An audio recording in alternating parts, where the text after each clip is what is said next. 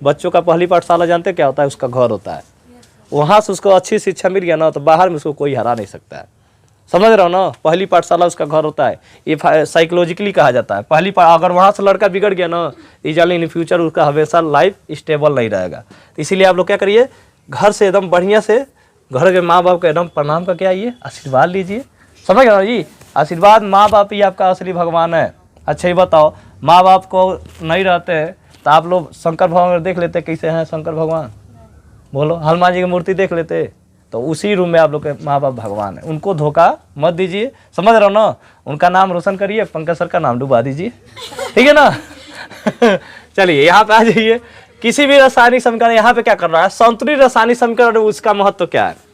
अब संतुलित क्या होता है? बैलेंसिंग, किसी भी इक्वेशन को बैलेंस करना। जैसे मान लीजिए ये हमारा क्या है? मार्कर है, ये बैलेंस है।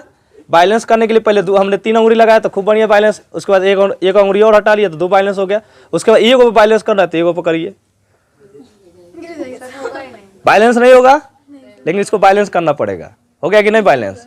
इसको बोलते हैं संतुलित, यानी बैलेंसिंग करना।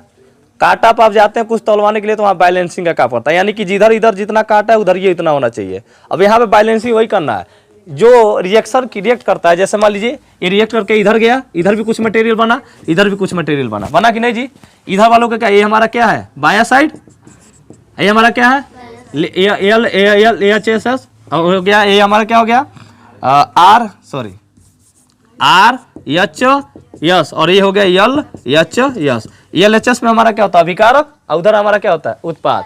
अब बताओ, इधर वाला जितना मटेरियल है इधर वाला मटेरियल दोनों इक्वल नहीं होगा तो बैलेंस कहेंगे? नहीं हो पाएगा। ऐसे ही इसमें बैलेंसिंग पड़ते हैं। किसी भी रासायनिक अभिक्रिया में द्रव्यमान का नव निर्माण होता है। नव निर्माण माने जानते हो, नया चीज नहीं बनता है, और न ही विनाश होता है। समझ रहे जी? अतः किसी भी रासायनिक अभिक्रिया में उत्पाद तत्वों का कुल द्रव्यमान अभिकारक तत्वों के कुल द्रव्यमान के क्या होता है? बराबर। यानी अभिकारक जितना भी रहेगा, अभिकारक जितना इधर मटेरियल बना, जैसे मान लीजिए हमने धान उत्पादन के लिए लगाया, पहले धान का बीज बोया, उसको पटाया 3 दिन, उसको उखाड़ के बीज बोया, तो जितना काम हो रहा है टोटल वेटवा इक्वल होगा पूरा धान के बराबर जो पैदा होगा। हमारे कहने में तो समझ रहे हो कि नहीं? बोलो, जितना इधर काम हुआ वो उसका टोटल वेट, मैंने मान सकते हैं इतना वेट हमने लगाया, पैसा लगाया, तब जाके अच्छा धान पैदावार हुआ। ये पूरा जो हमने मटेरियल लगाया वो और जो धान पैदा हुआ दोनों की इक्वल होगा कि नहीं? अगर उतना नहीं लगाया तो इतना पैदा हुआ होता? कम खाद दीजिए, कम अनाज पैदा होगा। ज्यादा खाद देंगे मतलब ज्यादा उसका पालन पोषण करेंगे तो बढ़िया से देगा। समझ रहे हो ना? यानी जितना काम करेंगे उतना ही आपका रिजल्ट मिलेगा। वही कर रहा है कि किसी भी रासायनिक अभिक्रिया में उत्पाद तत्वों का कुल द्रव्यमान, जितना उत्पाद बना उसका कुल द्रव्यमान वेट अभिकारक तत्वों के कुल द्रव्यमान के क्या होता है? बराबर। यानी कि इधर का वेट और इधर का वेट क्या होगा? दोनों बराबर। इधर कितना हो मटेरियल, जैसे 2 + 2 और +2, अब जोड़ोगे तो क्या होगा? तो है इसका वेट अलग हो जाएगा, इसका वेट अलग हो जाएगा। है वही 6 रुपया, ये भी 6 रुपया, अलग अलग लिख दिया गया है। समझ रहे हो ना? कहने मतलब वही चीज कह रहा है कि कुल द्रव्यमान अभिकारक तत्वों के कुल द्रव्यमान का क्या होता है? बराबर होता है। कंकाली रासायनिक संघ क्या होता है? स्केलेटल होता है, इसको बोलते हैं कंकाल तंत्र। आप लोग जाए हॉस्पिटलों में चले जाइए, देखने को मिलेगा। ये क्या कहता है? मैग्नीशियम के तार, बहुत सारा क्वेश्चन आ जाता है तो इस बच्चे सोचते हैं बायोलॉजी का क्वेश्चन आ गया, क्योंकि कंकाल तो उसी में है। समझ रहे हो? लेकिन ये रासायनिक अभिक्रिया में बहुत सारे बच्चे कंफ्यूज हो जाते हैं, इसीलिए हम लिखवाए मैग्नीशियम का तार को ऑक्सीजन के उपस्थिति, जैसे कागज के हिसाब से सोच लिए, कागज को ऑक्सीजन के संपर्क में जलाया तो कार्बन डाइऑक्साइड बना। ऐसे ही मैग्नीशियम के एक तार लीजिए और ऑक्सीजन की उपस्थिति में उसको क्या करिए? जलाइए। तो जलाएंगे तो क्या बनेगा? MgO। अब MgO कैसे बन गया? ध्यान से आप समझेंगे। Mg पे कितना होता है? +2 चार्ज, और ऑक्सीजन पे कितना होता है? -2 चार्ज होता है कि नहीं जी? अब ये वाला आएगा यहाँ, ये वाला कहाँ जाएगा? यहाँ। तो बनेगा क्या? Mg2 बोलो, और O2 बनेगा यही ना कह रहे हो ना? इसका आवेश यहाँ गया, इसका आवेश दोनों का, इसका चिन्ह प्लस है, इसका चिन्ह माइनस। अब प्लस 2 रुपया -2 रुपया खट के क्या हुआ? इसीलिए ये चार्जवा क्या हुआ? पूरा खत्म हो गया। तो बना क्या हमारा? खाली MgO। समझे कि नहीं? बताओ। समझ गया ना जी? ये दोनों, इसका भी चार्ज होता है 2, इस पे चार्ज होता है, दोनों कट जाएगा। हाँ, यहाँ पे इसमें दिखना, यहाँ भी हर जगह लिख के दिखाना नहीं आपको, वो रिएक्शन हो गया। वो अब समझाने के लिए वहाँ पे बताया, नहीं कि अब यहाँ पे +2 लिखिए या -2 लिखिए, ऐसा नहीं मिले, ऐसा लिखना नहीं है। वहाँ पे तुरंत आपको एक रफली काम करना है कि भैया MGO बनेगा, समझ रही, अब लिख दो MG2 लिख दो तो गलत हो जाएगा, समझ रहे हो ना, इसलिए हम समझे इसको रफली काम करना है कि भैया MGO कैसे आया, समझ गया ना। उसके बाद आता है संतुलित रासायनिक समीकरण, समझ गया जी, इक्व बैलेंसिंग क्या नाम है, केमिकल इक्वेशन। क्या होता है यहाँ पे, वह रासायनिक समीकरण जिसके दोनों पक्षों में, इसके दोनों पक्षों में तो समझ रहे हो ना, ये तीरा है, इधर पक्ष और इधर वाला, समझ रहे हो ना, दोनों पक्षों में प्रत्येक तत्व के परमाणु की संख्या क्या होनी चाहिए, बराबर होना चाहिए, क्योंकि वेटवा तो बराबर रहेगा ना जी। अब पता इधर 10 रुपया उधर 5 रुपया तो बैलेंस होगा, नहीं बनेगा। परमाणु की संख्या क्या होना चाहिए, बराबर होती है, उसे क्या कहते हैं, संतुलित रासायनिक समीकरण। आ जाता है लिखने के लिए, संतुलित रासायनिक समीकरण किसे कहते हैं, चाहता है एक उदाहरण दीजिए, तो लिखना है वह रासायनिक समीकरण जिसके दोनों पक्षों में प्रत्येक तत्व का परमाणु की संख्या बराबर होती है, उसे क्या कहते हैं, संतुलित रासायनिक समीकरण। अब यहाँ पे एक रिएक्शन करके आपको दिखाएं, वही वाला रिएक्शन है, ये वाला रिएक्शन याद कर लीजिए, समझ गए ना जी। एक रिएक्शन दे दीजिए, अब ध्यान से देखेंगे, Mg और O2 बना क्या हमारा, MgO, यहाँ पे बना के दिखाएं आप लोग को। अब बताइए इधर ऑक्सीजन का कितना परमाणु संख्या है, 2, इधर कितना है, 1 है। अब बताओ इधर ऑक्सीजन कितना है, 1, अब मैग्नीशियम भी कितना है, इधर ऑक्सीजन 2 है, तो 2 इधर लगा दो, बोलो हो गया कि नहीं जी। बताओ यहाँ पे लिखने क्या मतलब है, यहाँ पे अभी यहाँ पे देखो मैग्नीशियम की इधर कितना है, दाया साइड लेफ्ट हैंड साइड और राइट हैंड साइड देखेंगे, ये लेफ्ट हैंड साइड हो गया, ये क्या हुआ, राइट हैंड। अगर इतना चीज समझ जाएंगे तो राइट हैंड साइड में ध्यान से देखेंगे, मैग्नीशियम कितना है, इधर 1, परमाणु संख्या इसका इधर 1 ना है जी, और ऑक्सीजन कितना है, 2। चले जाइए लेफ्ट हैंड साइड में, मैग्नीशियम कितना है, 1, ऑक्सीजन भी कितना है, 1, दोनों साइड बराबर है, मैग्नीशियम तो बराबर है लेकिन ऑक्सीजन बराबर मिल रहा है, तो इधर इसलिए इसमें क्या करेंगे, 2 से गुणा कर दीजिए, तो इसके 2 से गुणा करने मतलब इसको आगे बैठा दीजिए, ऑक्सीजन 2 हो गया, पहले ऑक्सीजन देखो, इधर भी ऑक्सीजन 2, इधर भी ऑक्सीजन क्या हुआ। अब जैसे ऑक्सीजन 2 बना, इसका मतलब क्या होता है, इसका मतलब क्या हो गया, 2 Mg हो गया, Mg भी 2 हो गया और ऑक्सीजन भी 2 हो गया। अब बताओ, अब तो खाली ऑक्सीजन हो गया, इधर ये 2 लगा दो, अब बराबर हो गया कि नहीं। देखो अब तुलना करो, यहाँ पे 2 Mg, देखो यहाँ पे 2, अगर 2 दोनों का आगे लगाना तो इसका मतलब 2 मैग्नीशियम भी है, 2 ऑक्सीजन है, उसको पहले लगाने का मतलब ये है। इस चीज को हमने ऐसे करके आप लोग समझाएं, इसका मतलब ऐसे हम कहते हैं, तो बार बार ऐसे नहीं लिखने पर 2 आगे लगा देते हैं, समझ रहे हो ना, वैसे नहीं लिखना है, 2 आगे लगा देना। अब देखो मैग्नीशियम इधर कितना है, 2, इधर मैग्नीशियम कितना है, इधर ऑक्सीजन कितना है, इधर भी ऑक्सीजन कितना है, आगे लगा है, इसका मतलब ये दोनों का है। अगर 2 आगे लग गया ना तो मैग्नीशियम भी 2 हो गया परमाणु संख्या, और ऑक्सीजन का भी परमाणु संख्या कितना हो गया। अब जाके हमारा इक्वेशन क्या हुआ, संतुलित हुआ। पहले संतुलित नहीं है बाबू, हाई संतुलित नहीं है, ऐसे दे देगा, कहेगा इसको संतुलित करिए, तो आपको क्या करना है, ध्यान से देखना है, इधर ऑक्सीजन कितना है, तो इधर ऑक्सीजन 2 को बढ़ा दो, जैसे ऑक्सीजन 2 बार तो मैग्नीशियम तो 2 हो गया, तो इधर मैग्नीशियम 2 बढ़ा दो। अब आराम से देखो, अब आराम से देखो, लेफ्ट हैंड साइड में मैग्नीशियम कितना हो गया, 2, ऑक्सीजन भी कितना हो गया, 2, लेफ्ट हैंड साइड में, राइट हैंड साइड में मैग्नीशियम भी कितना हो गया, 2, और ऑक्सीजन भी कितना हो गया, दोनों साइडों देखो बराबर हो गया। अब जाकर संतुलित हुआ, है संतुलित रासायनिक समीकरण नहीं है कभी भी, ये परमाणु संख्या, इसी को बोलते हैं परमाणु संख्या को संतुलित करना। नहीं दिखाना नहीं है, ये आपको बाद में दिखाना, बस इस फिलहाल के लिए बताएं, समझ रहे हो जी, ये आपको बाद में बताया जाएगा। बताओ इसमें कहीं दिक्कत है, इस क्वेश्चन में क्यों 2 Mg लग गया है, क्यों यहाँ पे 2 MgO लग गया है, एक चीज बताया जाएगा, आप लोगों को कोई दिक्कत नहीं होगा।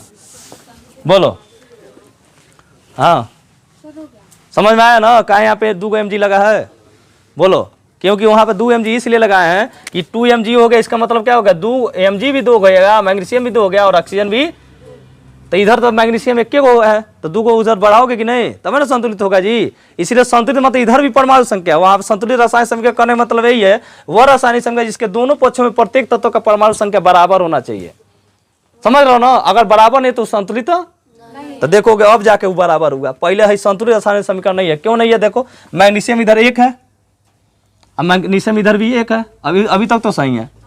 ऑक्सीजन इधर परमाणु संख्या कितना हो गया, इधर कितना है, तो संतुलित है, इधर 1 है, इधर 2 है, तो जैसे इधर ये 2 बढ़ाओगे ना तो ये भी 2 बढ़ाना पड़ेगा, समझ रहे हो ना, क्योंकि जैसे 2 बढ़ा है ना, तो हम तो बढ़ाए ऑक्सीजन के लिए, लेकिन मैग्नीशियम 2 बढ़ गया, मैग्नीशियम भी क्या बढ़ गया, 2 को बढ़ गया, इसीलिए मैग्नीशियम इधर अकेला है, तो भैया इसके पास 2 परमाणु संख्या बैठा दो, समझ रहे हो ना। जब बैठाना होता है तो कभी भी ऐसे आगे बैठाइए।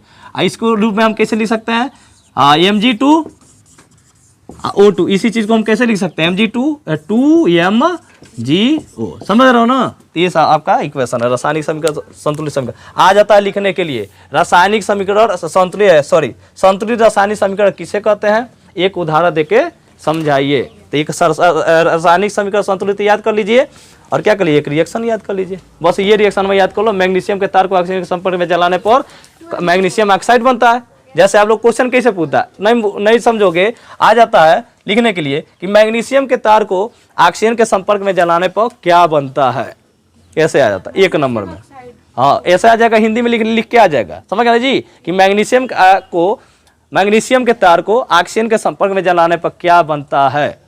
तो आपको क्या लिखना है, हिंदी में मैग्नीशियम के तार को ऑक्सीजन के संपर्क में जलाने पर मैग्नीशियम ऑक्साइड बनता है। उसके बाद ये रिएक्शन लिख दो, Mg + O2 = MgO, उसके बाद उसको संतुलित कर दो, 2Mg + O2 + 2MgO, समझ रहे हो ना जी। ऐसे करना है, तब जाकर फुल नंबर मिलेगा, नहीं तो आधा अधूरा लिखेंगे तो नंबर नहीं मिलेगा। अगर पूर्ण नंबर पाना है तो बढ़िया से उसको जो पूछ रहा है लिखना पड़ेगा, समझ रहे जी। कभी कहेगा कार्बन को ऑक्सीजन की उपस्थिति में जलाने पर क्या बनता है, बताओ क्या बनता है, बताए थे, देखा क्या आप लोग बतेबे किए थे। अब लिखना है कैसे इसको, कार्बन को ऑक्सीजन की उपस्थिति में जलाने पर कार्बन डाइऑक्साइड बनता है तथा प्रकाश और ऊष्मा देता है। ये तो हिंदी में लिख दिए, और उसको समीकरण लिख दो, कार्बन + O2 = कार्बन डाइऑक्साइड, अब प्रकाश ऊष्मा जोड़ दो उसमें, बस हो गया आपके। तब जाके आपके 1 नंबर मिलेगा, समझ रहे हो ना। लिखना पड़ेगा इतना। साइंस में आप लोग को, मैथ में बस एगो चैप्टर पढ़ना है, मैथ पढ़ लिए हमने, लेकिन विज्ञान में 3 चीजें पढ़ना है। क्या पढ़ना है आपको, रासायनिक विज्ञान, आपको भौतिक विज्ञान और जीव विज्ञान, और तीनों ऐसा चीज है जिसमें मैथमेटिक्स भी है, लिखना भी है, इक्वेशन भी है, सब कुछ काम करना है। तो इसको साइंस को आप लोग क्या करिए, इजी ना समझिए। 3 सब्जेक्ट है, ये जान लो, एक सब्जेक्ट जान के मत पढ़ो, 3 सब्जेक्ट जान के पढ़ो। 4 3 12 चैप्टर पढ़ना है आप लोग को। अब 12 चैप्टर तैयार होगा, तैयार करने में टाइम लगता है। अब साइंस को पढ़ना है तो भैया प्रैक्टिकल नॉलेज रखिए, नहीं तो जिंदगी भर भटकते रहेंगे साइंस को अगर बढ़िया से नहीं पढ़ के जाएंगे तो। 9 10 वाले बच्चे, 11 वाले बच्चे और 12th वाले बच्चे बहुत सारी गलतियां करते हैं, साइंस को प्रैक्टिकल नॉलेज लेकर नहीं जाते हैं। अब बताओ, हमने लिख दिया Mg + O2 मैग्नीशियम के तार को। आप जाइए स्कूलों में, प्रैक्टिकल के लिए सरकार सब सुविधा दे रही है, लेकिन कोई टीचर करेबे नहीं करेगा, साइंस वाले टीचर, क्योंकि जानते हैं भैया लड़के गंवार है, पूछबे नहीं करे तो हमारा कौन फर्ज बनता है। हमारा लड़का बढ़िया स्कूल में पढ़ रहा है ना, उसको प्रैक्टिकल बढ़िया से नॉलेज मिल रहा है कि नहीं, बोलो। कोई भी टीचर अपने पढ़ाने वाले स्टूडेंट को अपना बच्चा जान के पढ़ा देना तो पूरा जान लेना, भरते सुधर जाएगा। लेकिन जानेंगे नहीं, अपने लड़कों को कितना बढ़िया से बताएंगे। कोई चाहेगा अपना लड़का क्या होता है, ये दुनिया की खासियत है बाबू, दूसरे का लड़का चाहे कि बर्बाद हो जाए, लेकिन हमारा लड़का एकदम सेफ रहे, समझ रहा हो। दूसरा लड़का बढ़िया काम करे तो उसको रोको, दूसरा लड़का ताश फेंटे खेल, फलाना लड़का बहुत बढ़िया खेल रहा है, ऐसे मानसिकता लोग है जाना। ये सब मानसिकता क्या है, गांव में ही ज्यादा है, समझ। इसी वजह से क्या है, बहुत सारे बच्चे पीछे होते हैं, आगे बढ़ने वाले को लोग को पीछे खींचा जाता है, और जो बुरा काम करोगे तो उसको चाबासी देंगे, बैठ खेल बेटा बहुत बढ़िया खेल रहा है, और तुमको 10 रुपया दें, उसमें दे देंगे। किसी को काजू मांगोगे ना तो कहो 10 पैक काजू खिला दो, नहीं खिलाएगा, लेकिन 10 पैक गुटखा जरूर खिलाएगा, समझ रहे जी। इतना पास गुटखा क्यों है, क्योंकि इसका रिसोर्स जल्दी से मिल जाता है हम लोग के आसपास, तुरंत जाता है, खरीद के आदमी लोग पी जाता है। यही गुटखा गोरखपुर मिले तो मैंने फिक्स कर दे कि गोरखपुर जाना है तुमको गुटखा खाने, तो जाओगे, बहुत एकदम थेथर ब्याह होगा उगे जाएगा, वो खाने के लिए जाएगा ना जी। लेकिन यहाँ पे क्या है, इजी आप एक्सेस है, तुरंत गुटखा गए दुकान पे मिल गया, आसान हो गया, 5 रुपये लेके गए तुरंत मिल गया, इसको बोलते ईज ऑफ एक्सेस, समझ गए ना जी। तुरंत कोई भी चीज़ मिल जाता है, जैसे फेसबुक है, तुरंत नेट खुला, तुरंत खोल के आपको देखना स्टार्ट कर दिए। कोई भी चीज़ देखना, यूट्यूब है, तुरंत सोचना है, सर्च करके आप देख लीजिए, इसको बोलते ईज ऑफ एक्सेस, जल्दी से कोई चीज़ मिल जाता है। तो जो चीज़ें जल्दी से मिल जाती है वो आपको हमेशा नुकसान ही देगी, समझ रहे हो ना जी। इसीलिए कठिन करके पढ़ाई करिए, झुक के पढ़ाई करिए, टेबल में लगा के पढ़ाई करिए, और प्रैक्टिकल नॉलेज लीजिए, साइंस का ही जान लीजिए, नहीं तो जिंदगी में पछताएंगे। आपको आगे बढ़ना है तो प्रैक्टिकली पढ़ेगा। अब बहुत सारे विद्यालयों में पढ़ाया नहीं जाता है, मैग्नीशियम के तार के चक्कर हम पढ़ेंगे, आप लोग को प्रैक्टिकल बताएंगे। कार्बन प्लस O2 जला के दिखाएं, प्रकाश और उष्मा मिला कि नहीं, ऐसे ही मैग्नीशियम और इसका तार जलाएंगे। समझ गए ना, ज्ञान बहुत सारा चीज है, ठीक है ना। तो अब हमारा दिमाग हो गया, जानते हो क्या, ATM, इसमें पैसा डालेंगे तुरंत ज्ञान भर भरवा निकलेगा, ठीक है। सारे बच्चे लिख लिए?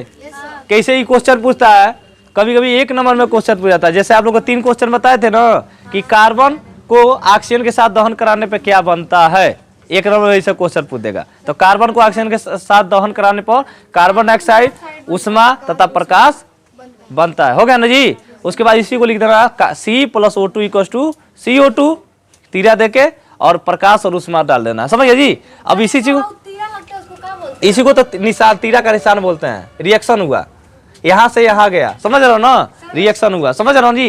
ये वाला मटेरियल बन के यहाँ चला गया, समझ रहे हो ना। तो ये अभिकारक होते हैं, क्या होते हैं, उत्पाद। समझ गए जी। इधर अभिकारक मिलके क्या बनाते हैं, उत्पाद। अभिकारक मिलके क्या बनाते हैं, उत्पाद। समझ गए जी। तो वो चीज होता है। जैसे उसके बाद आप लोग को कह दे कि मैग्नीशियम के तार को किसके संपर्क में जलाए थे, ऑक्सीजन। मैग्नीशियम के तार को ऑक्सीजन के संपर्क में जलाने पे क्या बनता है, मैग्नीशियम ऑक्साइड। MgO बताया था ना जी। तो मैग्नीशियम, अब उसी चीज को हिंदी में लिख देना है, समझ रहे हो जी। जैसे उसी को समीकरण में बना देना है। अब बताओ, कह दे यहाँ पे एक और क्वेश्चन आ दे कि यह कि सोडियम हाइड्रोक्साइड के जली विलयन को हाइड्रोक्लोरिक अम्ल के साथ मिलाने पर क्या बनता है। सोडियम हाइड्रोक्साइड के जली विलयन को हाइड्रोक्लोरिक अम्ल के जली विलयन से मिलाने पर या अभिक्रिया कराने पर क्या बनता है। जैसे इसका कहने मतलब है NaOH लीजिए, एगो इथीन में, एगो में HCl लिए, और दोनों के एक मिला दिए तो क्या बनेगा वो। इसका मतलब ये कहने का मतलब, समझ रहे हो जी। तो इसको प्रैक्टिकल करेंगे आप लोग प्रयोगशाला में, लेकिन प्रयोगशाला आपके लिए लाइफ में है या नहीं है, समझ। क्योंकि एजुकेशन सिस्टम हमारा क्या है, खाली रट्टा मरवाया जा रहा है, समझ रहे हो ना। अब हमारे पास इक्विपमेंट है, बच्चे सोच रहे आप ही भाषण दे रही था तो नहीं आप ही बता देते। तो हमारे पास इक्विपमेंट है नहीं। आपके पास स्कूल में बहुत सारा प्रयोगशाला बना हुआ है, कि कहीं जगह स्कूल में प्रयोगशाला नहीं है, समझ रहे हो ना जी। साइंस आप और बिना प्रैक्टिकल के पढ़ रहे तो रद्दी है ही जाली, हमारे कहने मतलब, समझ रहे हो ना। उसको समझ के ही पढ़िए, नहीं यार तो कहीं से व्यवस्था बना करिए। तो आगे आप पढ़ना है, अच्छी शिक्षा पाना है तो भैया पढ़ना पड़ेगा, समझिए जी। तो सोडियम हाइड्रोक्साइड का जली विलयन, क्वेश्चन कैसा आता है, सोडियम हाइड्रोक्साइड के जली विलयन को हाइड्रोक्लोरिक अम्ल से अभिक्रिया कराने पर क्या बनता है। तो आपको क्या बनना है, सोडियम हाइड्रोक्साइड के जली विलयन को हाइड्रोक्लोरिक अम्ल से अभिक्रिया कराने पर सोडियम क्लोराइड तथा जल बनता है।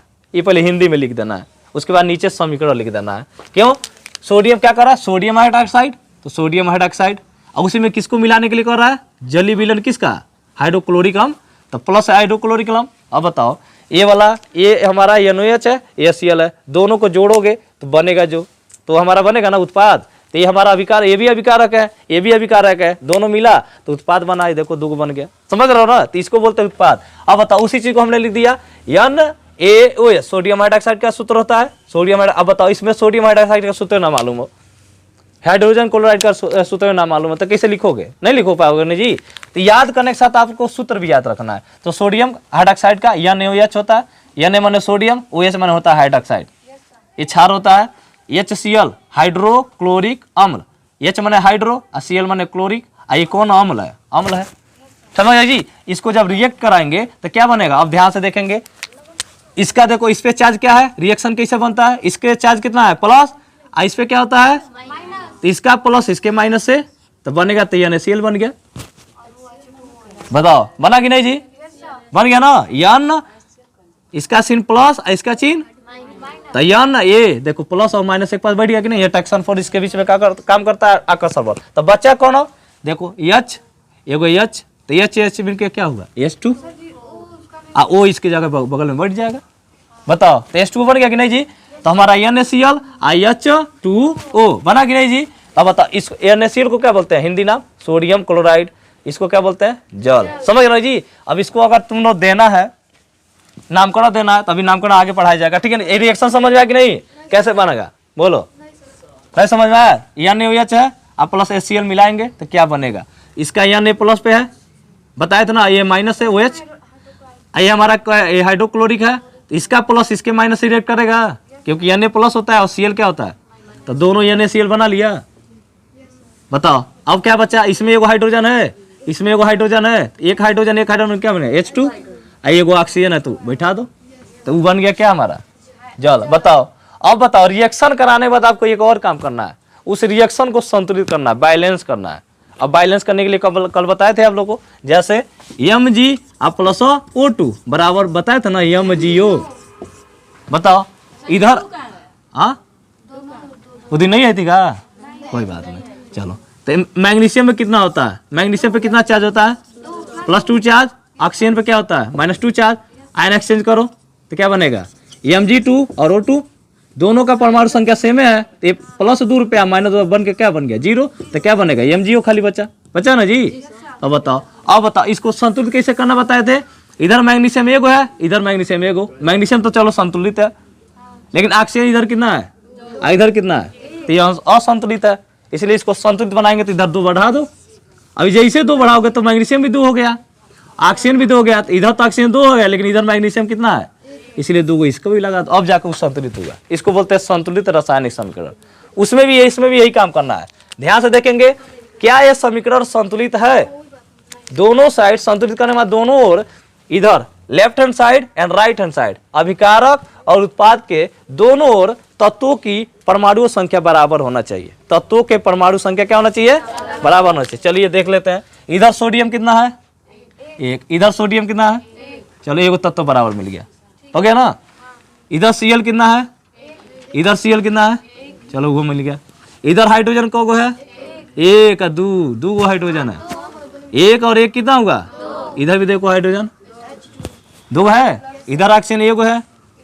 ये ऑलरेडी संतुलित है, ये ऑलरेडी संतुलित है। कभी कभी समीकरण दे देता है आप लोग को कि बताइए, जैसे मान लो यहाँ पे दे देगा, क्वेश्चन कैसे बनाएगा, सोडियम हाइड्रोक्साइड को जली विलयन में हाइड्रोक्लोरिक अम्ल मिलाने पर हाइड्रोक्लोरिक अम्ल, जैसे सोडियम क्लोराइड बना और क्या बना जल, क्या यह संतुलित है। अब तुम बताओ, बच्चे लिखेंगे, पूरा समीकरण लिख दिए।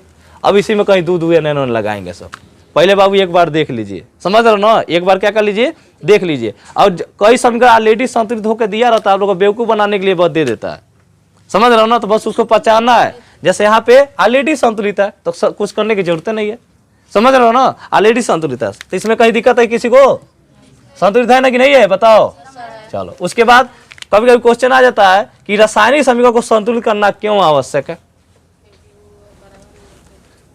क्यों करना आवश्यक है, क्योंकि क्यों करना आवश्यक बताओ। अभिकारक, जितना अभिकारक उतना उत्पाद, जितना पैसा बढ़िया खाद और डालोगे उतना ही बढ़िया धान उत्पन्न होगा, जितना ही बढ़िया ख्याल रखोगे उतना ही बढ़िया आएगा, जितना ही बढ़िया पढ़ोगे उतना ही मैथ आएगा, आएगा कि नहीं जी। तो वही करा बता, यानी जितना इधर मटेरियल होना चाहिए वही इतना होना चाहिए कि नहीं जी, बोलो। इधर 2 kg का भाड़ा है तो इधर भी तो 2 kg का मटेरियल होना चाहिए, तबे ना कहोगे हम मानव संतुलित है, तब दे दीजिए, हमारे साथ बेईमानी नहीं होगा। 2 गो लड़का है तो भैया 1 कट्ठा उसका है, 2 कट्ठा खेत है मान लीजिए, तो 2 गो लड़का है तो 1 कट्ठा 1 लड़का का होगा, 1 कट्ठा 1 लड़के का होगा कि नहीं जी। ये तो भाई सिंपल बात है। तो वही चीज है, क्यों करना आवश्यक है, इसलिए आवश्यक है क्योंकि इधर अभिकारक और उत्पादों में परमाणु की संख्या समान करना होना चाहिए, क्योंकि दोनों ओर मटेरियल सेम होना चाहिए, दोनों ओर परमाणु, क्योंकि यही वाले तत्व इधर बने गए, समझ रहे हो ना। तो परमाणु की संख्या भी सेम होना चाहिए, जितना इधर होना चाहिए उतना ही इधर होना चाहिए। क्योंकि लिखना है किसी भी रासायनिक अभिक्रिया में द्रव्यमान का न तो नव निर्माण होता है और न ही क्या होता है, विनाश होता है। कोई निर्माण नहीं हो सकता, नहीं ऊर्जा किसे कहते हैं, ऊर्जा को कभी विनाश हो सकता है, नहीं हो सकता। वो एक रूप से दूसरे रूप में बस क्या होता है, हस्तांतरित होता है, यानी इसको बोलते हैं ट्रांसफर होता है। जैसा हमारा एनर्जी बोल रहे हैं, यहाँ पे गया तार में, अब पूरे गाँव में घूम जाएगा, हाँ पूरा मान लो जो देखेगा, अब मान लो फेसबुक पे डाल देते हैं तो बहुत लोग 1300 लोग देखते हैं, 3400 लोग देखते हैं, समझ रहे हो ना। तो पूरा इंडिया में घूम रहा है कि नहीं। तो ये वाला यहाँ से एनर्जी हमारे मुंह से निकला, माइक के थ्रू मोबाइल में गया, और मोबाइल के थ्रू पूरा इंडिया में घूम रहा है, हाँ समझ रहा हूँ ना जी, पूरा इंडिया में घूम रहा है कि नहीं जी। तो इसको बोलते हैं एनर्जी का ट्रांसफर करना। एनर्जी कैसे जा रहा है, मुंह से माइक से तारों के बीच में, मोबाइल से सारे घरों में, समझ रहे हो। इसको बोलते हैं तरंग वेव, समझ, एक वेव के रूप में निकलता है। एनर्जी को कभी खत्म नहीं कर सकते हैं। जैसे बॉडी मरता है, डेड करता है, तो एनर्जी निकलती है, फिर से किसी और में ट्रांसफर हो जाती है। वो हमारा एक जगह नहीं रह सकती है, एक दूसरे से अदर दूसरे में क्या होता है, ट्रांसफर होता है। खाना खाएंगे तभी काम करेंगे, नहीं खाएंगे तो नहीं काम कर पाएंगे, क्योंकि एनर्जी क्या हुआ, लॉस हुआ। आपके में से धीरे धीरे एनर्जी निकलती जाएगी, दूसरे में ट्रांसफर होती जाएगी। जैसे मान लो हम लिख रहे हैं तो हमारा एनर्जी किस पे ट्रांसफर हो रहा है, ब्लैक बोर्ड पे, और यहाँ की एनर्जी कहाँ जा रहा है, आपके आंखों में, समझ रहे हो ना। अब बताओ, जिन रासायनिक समीकरण के दोनों पक्षों में प्रत्येक तत्व के परमाणु की संख्या बराबर नहीं होती है, बराबर नहीं होती है, उसी को बराबर करने की अब प्रक्रिया को क्या कहते हैं? रासायनिक संतुलित समीकरण कहते हैं। जो जैसे बराबर नहीं था, जैसे ये बराबर नहीं था, Mg प्लस O2 बराबर क्या बनाती है? MgO। ये हमारा बराबर था, संतुलित था समीकरण। इसी को बराबर करने की प्रक्रिया को रासायनिक समीकरण रासायनिक संतुलित समीकरण कहते हैं। समझ रहे जी? ये चीज है। बताओ इसमें कई डाउट है जी? लिख लियो ना? चलो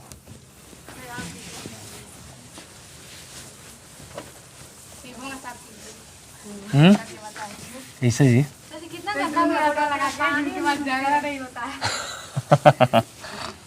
देखो बच्चे लोग हंसाना होता है तो कौन तरह एक्टिंग करके हम हंसा ही देते हैं।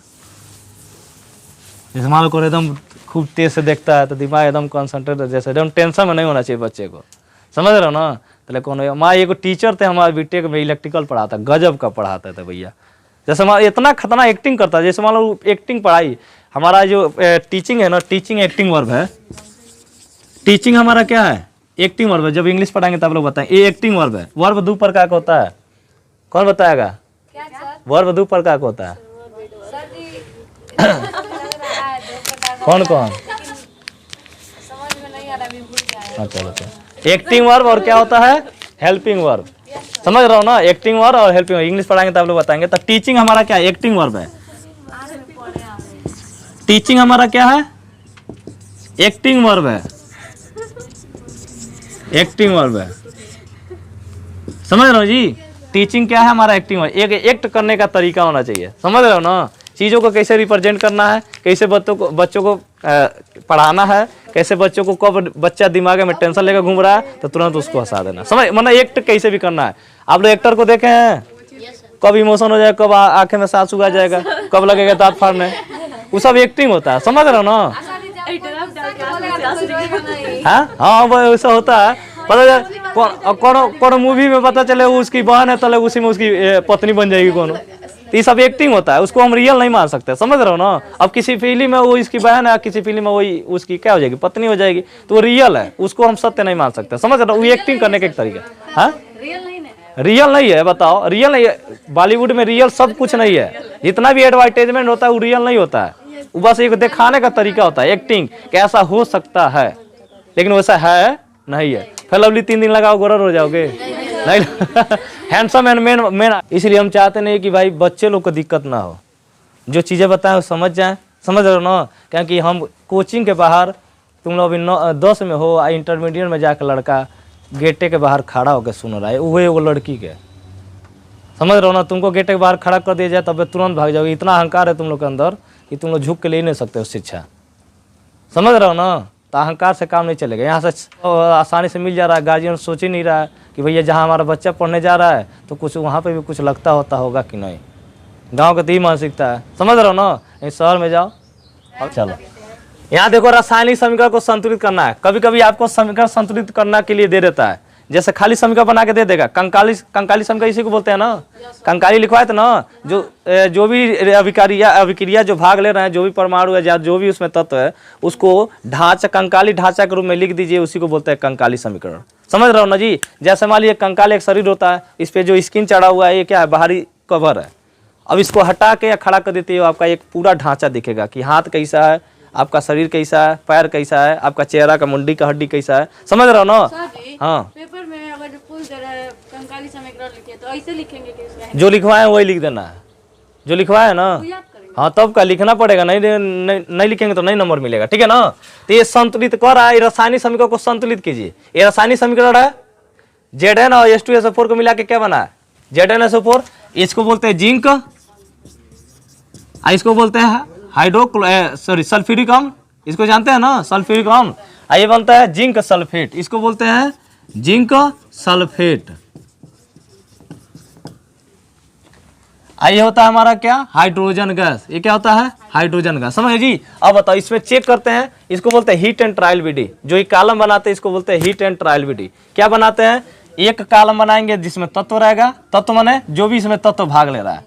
अब लेफ्ट हैंड साइड में अलग तत्व भाग ले रहा है और राइट हैंड साइड में, अब बताओ को इसमें तत्व भाग लिया है? एगो जिंक, एगो हाइड्रोजन, एगो सल्फर और ऑक्सीजन। 4 प्रकार का तत्व भाग ले रहा है कि नहीं? देखो जिंक और हाइड्रोजन और क्या है? सल्फर और क्या है? चारों प्रकार के तत्व भाग ले रहा है ना, चारों प्रकार के तत्वों को लिख देना है उनके नाम के साथ, प्रतीकों के चिन्हों के साथ। समझ जी। अब अभिकारक में परमाणुओं की संख्या देखिए। अभिकारक और जिंक का परमाणु कितना संख्या कितना है? 1 हो गया। हाइड्रोजन का परमाणु संख्या कितना है? सल्फर का कितना है? 1। ऑक्सीजन का कितना है? अब इतना ही इधर होना चाहिए, जिधर इतना है उधर ही इतना होना चाहिए, क्योंकि परमाणु की संख्या बराबर होना चाहिए, उसी को रासायनिक संतुलित समीकरण कहते हैं ना जी। चलो अब बताइए उत्पाद हो रहा है, ये हमारा अभिकारक है, ये हमारा क्या है? उत्पाद है ना। चलो इधर उत्पादों में देखिए जिंक कितना है? 1 है। हाइड्रोजन कितना है? 2। कितना है? तो इधर भी 2 हाइड्रोजन है, हो गया ना। सल्फर इधर देखिए 1 है। ऑक्सीजन इधर कितना है? तो ये ऑलरेडी पहले से संतुलित है, समझ रहे जी। ये ऑलरेडी पहले से क्या है? संतुलित है। अब बताओ दोनों और यहाँ पे जब संतुलित होगा, जब ऐसे लिख के देखेंगे क्यों है? क्योंकि दोनों देखो मैच खा रहा है ना। इधर भी 1 है, इधर भी 1 है, इधर भी 2 है, इधर भी 2 है, इधर भी 1 है, इधर भी 1 है, इधर भी 4 है, इधर भी 4 है, दोनों बराबर है ना। तो लिख देना दोनों और तत्वों के परमाणु की संख्या क्या है? समान है, अतः यह एक रासायनिक संतुलित समीकरण है।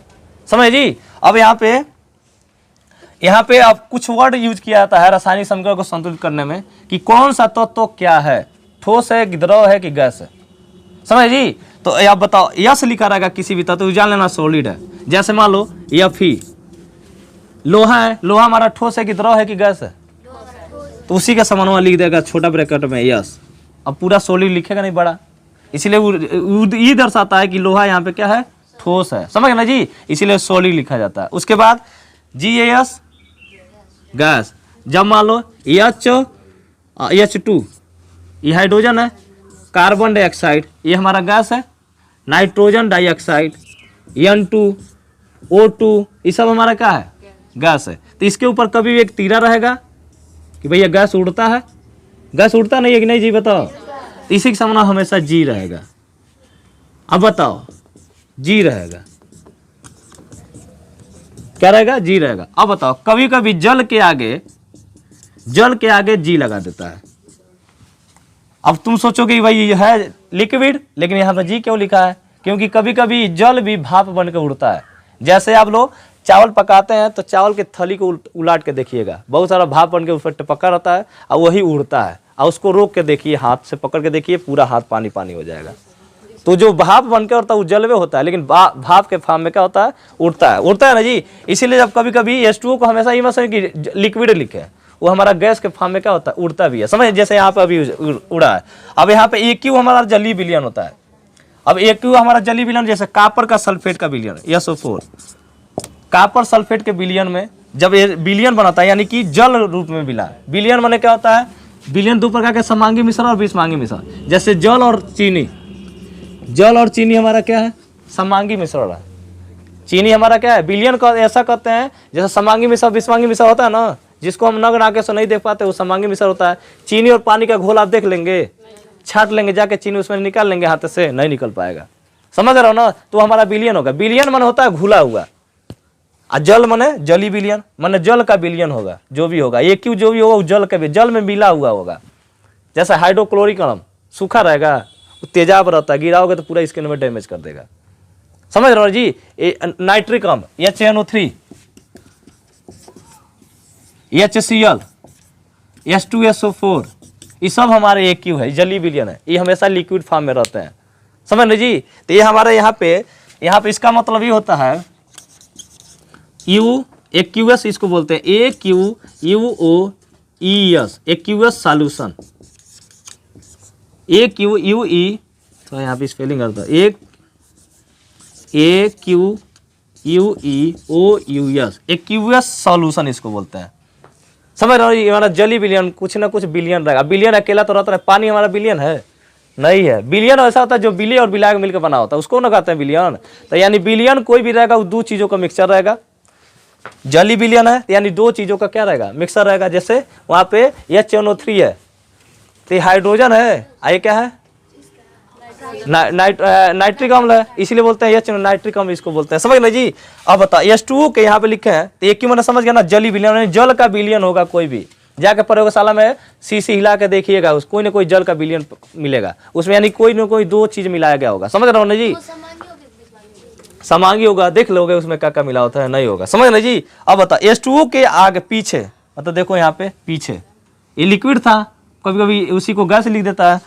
तो H2O के पीछे का अर्थ है, जी का अर्थ है पानी भाप बन के ऊपर उड़ रहा है, पानी भाप बन के ऊपर उड़ रहा है। अब बताइए यहाँ पे ध्यान, अब ये हमारा ऐसे दे दे, कहेगा इसको संतुलित करिए, Fe2O क्या बनेगा, Fe3O4 प्लस H2, समझ गए ना जी। अब बताओ इसमें तत्व कगो है, तत्व कगो है, 1 2 3, देखो लोहा है, हाइड्रोजन है और ऑक्सीजन है, 3 गो लिख लिए तत्व, और ज्यादा तत्व नहीं यूज किया रहा है। देखो इधर भी 3 गो तत्व, इधर भी 3 गो तत्व है ना, खाली तत्व को ध्यान देना है। कौन कौन तत्व है, लोहा, हाइड्रोजन और ऑक्सीजन, 3 गो तत्व है ना, इधर भी उधर भी, बस अलग अलग परमाणु संख्या है। अब बताइए लोहा का इधर परमाणु संख्या कितना हो गया, 1, इधर कितना है 3, बराबर है, नहीं बराबर, चलो इधर हाइड्रोजन कितना है और उधर हाइड्रोजन कितना है, बस ये बराबर है, चलो इधर ऑक्सीजन कितना है और उधर ऑक्सीजन कितना है, बताओ इहो नहीं बराबर है, यानी कि खाली इसमें है ये बराबर है, तो है तो बराबर है, नहीं है, दोनों साइड में देखो बराबर है, दोनों ओर समान परमाणु संख्या है, इधर 1 है, इधर क्या है 3 है, इधर 1 है, इधर 4 है। तो क्या करना पड़ेगा, लेफ्ट इसमें 3 का गुणा कर दीजिए, 3 करना, हमने किस साइड गुणा किया, लेफ्ट हैंड साइड में, उधर तो लोहा 3 गो है, लेकिन इधर ये 3 गो लोहा, तो देखो लोहा के आगे हमने 3 लगा दिया, लोहा इधर कितना था 1, पहले 1 था ना, अब इसी का हमने क्या लिया, देखो पहले 1 था, इसी में हमने किसका गुणा कर दिया, 1 गुणे 3 = 3, यो बराबर हो गया, यो देखो बराबर हो गया, बोलो बराबर हो गया कि नहीं, 2 गो तत्व बराबर कर दिया परमाणु संख्या, देखो 3 गो लोहा इधर भी, 3 गो लोहा इधर भी, बोलो और कहना हाइड्रोजन 2 गो इधर है, हाइड्रोजन इधर, इधर देखो यहाँ पे देखो हाइड्रोजन इधर 2 गो है, 2 गो बराबर है ना। अब चलो अब बराबर आई किसकी, ऑक्सीजन की, ऑक्सीजन की यहाँ ध्यान से देखेंगे, ऑक्सीजन इधर कितना है, इधर कितना है 4, इधर कितना है, तो इसमें 4 का गुणा करेंगे। H2 से पहले का F4 लगाया है, कहाँ जी, ऐसे तो H2 तो वो हो जाएगा सर वहाँ पे लिखे हैं अच्छा ये वाला यल क्यों लिखे हैं, H2 से पहले का F4 लिखा है, तो फिर तब है ना एक में चलो देखो यहाँ पे क्या था, 1 है H2O, 1 है, इसको मत देखो डायरेक्ट, इसको देख के इसको देखो क्या बढ़ाया गया है, इसमें 1 गो लोहा था, 3 गो लोहा हो गया, क्योंकि 1 3 से गुणा कर दिया।